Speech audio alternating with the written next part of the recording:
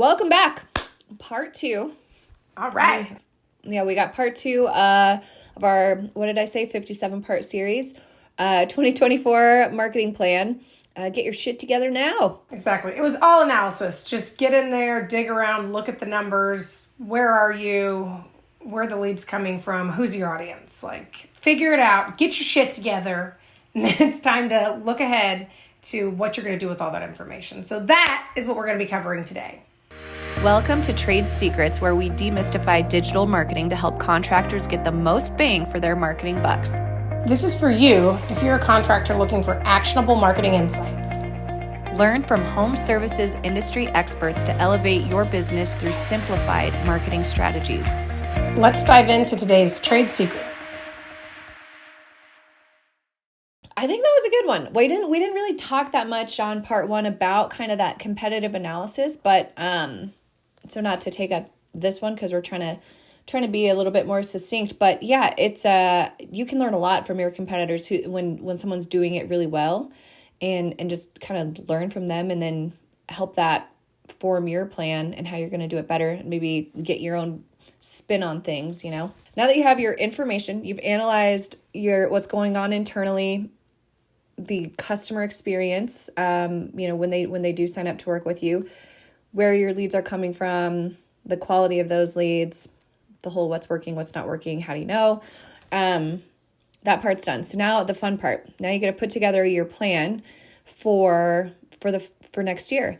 And maybe, I guess, Amanda, I think we talked about this part is where it's maybe you back into it instead of saying, okay, you don't want to start out and say, I'm going to post on social media. I'm going to post 5 days a week, and I'm going to devote I'm going to make sure that I comment and engage 12 times every day on each platform, because that's where you're jumping into tactics without a plan. That's the why, whoa, let's slow down. Why do you think that's going to work? Yeah. So, setting the goal and then deciding on the tactics is kind of this next piece. Backing into it so that you're being strategic and you're not just guessing. Because at the end of the day, when we talk to a lot of contractors, it's marketing doesn't work, or I tried SEO, or I tried this. A lot of times that was how they went into it. They were just shooting from the hip, and of course it didn't work. And then they kind of feel like they can throw it in the pile of doesn't work for me and move on to the next. Maybe it's time to just look at the goals, like you said, back into them, and you might even end up deciding there's a couple things that you might need to dust off that you tried a few years ago. If you're being honest with yourself and you realize maybe you went at it a little too Wild West and maybe not strategically enough. So what do you need? What is your marketing goal? Do you need a certain amount, like we talked about in our last episode as well? Are you just going into it and saying, I need 20 leads a week? Why do you need 20 leads a week? Is it because you've looked at your close rate and you know that to get to your ultimate goal of the year, you got to get 20 because you're going to close 80% of them and all that?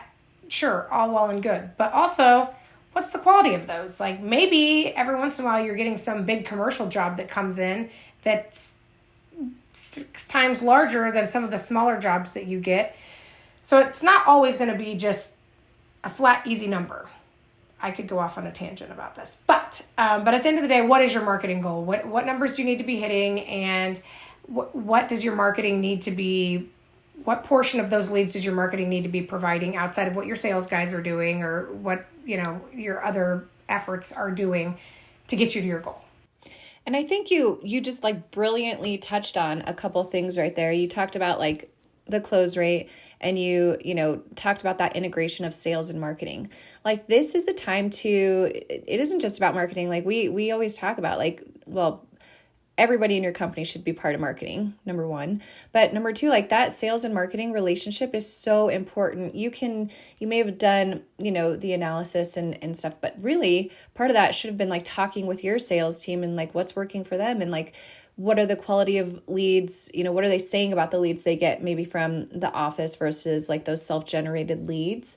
But because that integration is important. And if they do have a horrible close rate, maybe your overall strategic plan should have some budget for sales coaching, right? There's a ton of great sales coaches out there that can help increase that close rate so that you're not needing those 56 leads a week or whatever, knowing that you're not even going to close, 50% of those. So, so that's a really, really key point when you're looking at your marketing goals, thinking of how they can integrate kind of seamlessly with the sales teams and the sales goals, and like kind of, again, reverse engineering, like what is working, and then just doing more of that this year. But yeah, getting there, because no matter what marketing goals you set for the company, you are going to need to get everybody's buy-in, and especially the sales team's buy-in.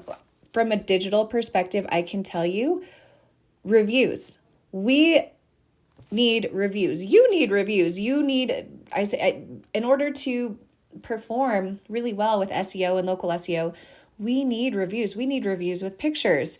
We need reviews in the areas you want to work. We need reviews from projects that you love and want more of. You as the owner, you might not, you can send a follow-up, but your sales team, your project manager, your one that, your people that are talking to the homeowner every day, like, you need their buy-in with whatever marketing goals you set. And there's a lot of, really smart people out there that will kind of coach you and help you get that buy-in. But ultimately, everybody has to know what the goal is. And as always, if they understand what's in it for them and they're incentivized, that tends to help people get to that finish line on goals a lot sooner. But I think that, and I think my point with the marketing goals is just having the entire team's buy-in on it, or, you're going to be like a lone man trying to like pull a train up a mountain. It's not going to be the best use of your time if you try to do it alone. Absolutely. Okay, so the other thing you got to do too, maybe you've set those marketing goals, you know what success is going to look like from your marketing plan. So it's time to really think. The next two things we're going to talk about are budgeting and putting the plan together. And it is kind of like chicken or the egg here with that one, because it might be hard to assign the budget until you know exactly the whole breadth of your marketing plan. But you probably have a pretty good idea of what you can comfortably afford at your current, burn rate for marketing for next year. So it's a good idea to just kind of sit down at the table knowing kind of what you're comfortable spending, knowing it might have to go up a little bit or go down a little bit as you put the plan together, but you need to come into it having a pretty good comfort level with what you're willing to invest in the marketing. And then it's time to really lay out what it is you need. Maybe next year, maybe you're really happy with your website and all that, and all you really need to do is figure out how to drive some more traffic to it and get more people to pick up the phone and call you guys. Great. That's what your marketing plan can encompass. But maybe you do need a new website. Maybe your sales guys are complaining all the time about how embarrassed they are to send people to the website, that it doesn't serve the purpose that it needs to. It doesn't reflect who you are as a company. And especially if a new website is going to fall within that marketing plan, talk about the time to get your shit together. Because if you want a website in Q1 or even Q2 of next year, it is time to start picking that vendor. It's time to really start planning and, pulling that. Obviously you got to pull the whole marketing strategy together. But if part of that is a website, it's, just like if you have a homeowner come to you and say they're going to want their entire kitchen remodeled next year, you're like, if you think it's going to be ready for next summer, you need to be in my plan. We need to be planning in Q1. So same thing with your website. You got to treat it that same way. Look at it like a project that you would be managing. Yeah. And that goes for like anything. I think now, obviously the planning, so it can be implemented and maybe like kick off in January. But I think having an expectation for each piece of the marketing plan is also critical. So if you decide, in your marketing mix, you want to incorporate SEO and paid media and social media and email marketing, having a realistic expectation of when you're going to actually start to see some ROI on those marketing channels is imperative. There are pieces of marketing that are branding, top of mind awareness, and really drilling your brand into a customer's name so they know you. What is it? Know, trust, and like you. Email marketing is part of that. You may not get a lead every time you send out a monthly newsletter, but you're reminding people of who you are. So understanding the value of each piece of your marketing mix and having realistic expectations on when you're going to see some ROI and how you correlate that ROI.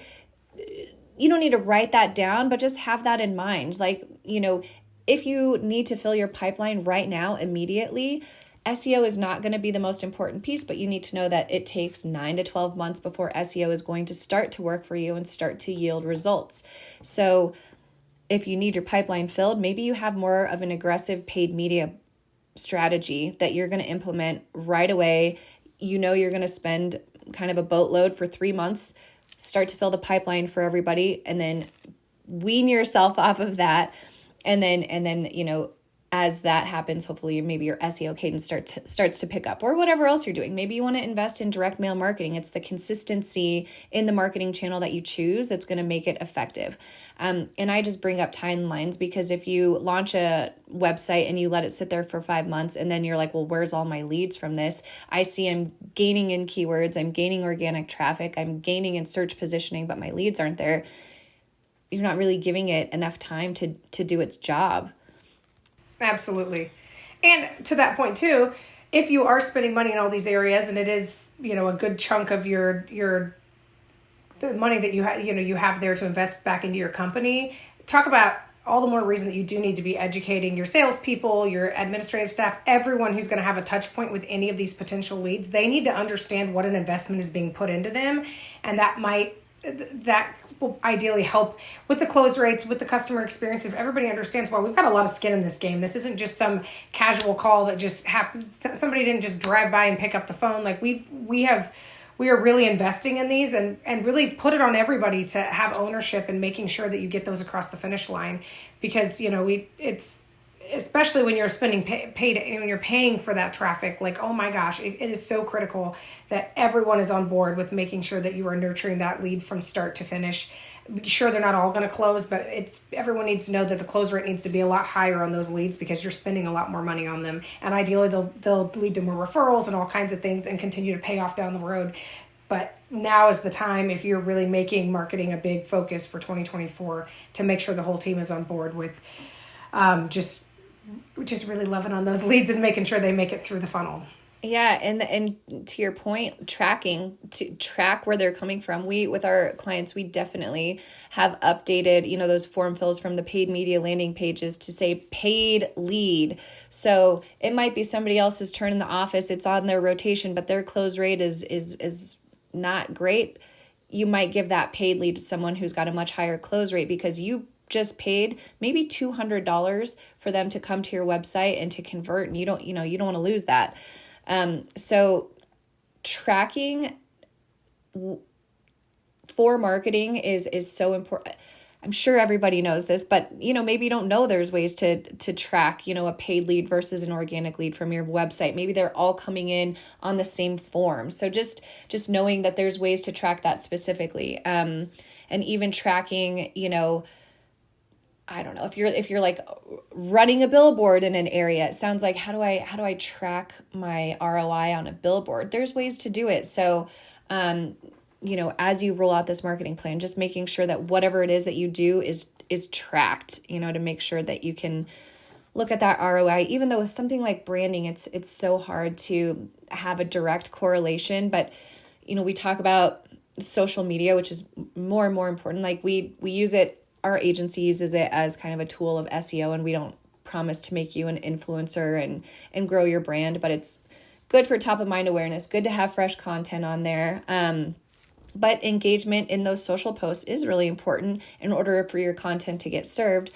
But is it so important that you're going to hire a social media coordinator who's full-time creating video and content and posting 3 times a day on 7 platforms? I don't know. It's something you got to look at with your business. I've seen some contractors out there who have some really good looking social, and they definitely invest in a lot of video and it looks awesome. But I mean, I don't know what kind of leads they're getting from it. Probably, they must be investing for a reason. So it's just a matter of like, who's your audience? Where are they? Meeting your audience wherever they're at, 100%. And on the tracking topic as well, in our last episode, we talked a lot about just this time of year being the time to analyze and kind of decide what's next. if you put maybe right now you're doing the analysis and you're a little frustrated because you don't have all the answers and you can't really put the whole puzzle together. Talk about now's the time to do it. So this time next year, the guesswork is out of it, and you have a much better look at your acquisition channels and where stuff's coming from. You can put call rail tracking in place, and that will tell you.